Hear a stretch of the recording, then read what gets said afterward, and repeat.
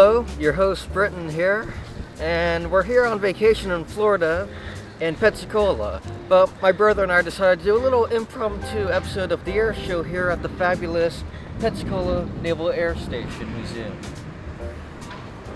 Now, this museum covers 400,000 square feet and there are hundreds of aircrafts on display. But I've scoured through the books here and we're going to look at 10 of the more interesting aircraft that most people don't know about.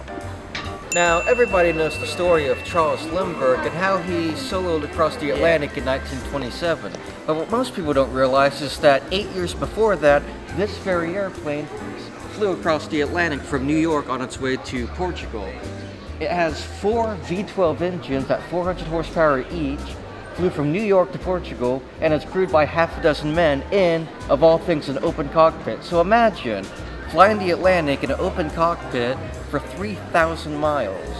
Before the International Space Station, Skylab was America's first station within low Earth orbit. And the way they launched it was rather peculiar. You essentially took the Saturn V moon rocket, chopped it in half, put it up on scaffolding, and then launched it into low Earth orbit.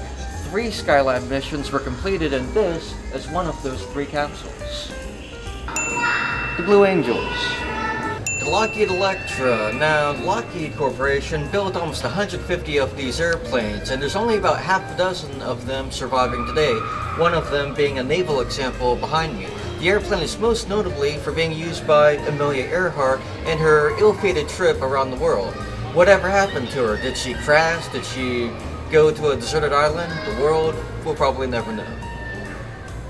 World War II engineering. These things are nothing but pure metal and 50 caliber machine guns. Can you imagine being a 19-year-old, 20-year-old kid with maybe 50 hours under your belt and you're flying one of these bad boys off an aircraft carrier?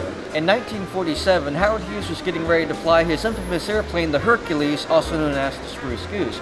However, in order to prepare himself to fly an airplane that large, he had to practice with another airplane, the one behind me, a Coronado. He actually bought it surplus Navy.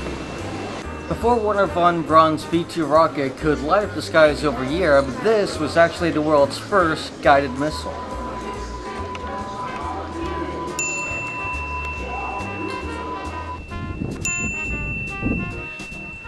So even though we have this modern, sleek, sophisticated, multi-million-dollar 21st century fighter aircraft, believe it or not, its inspection panels are no different than your average Cessna.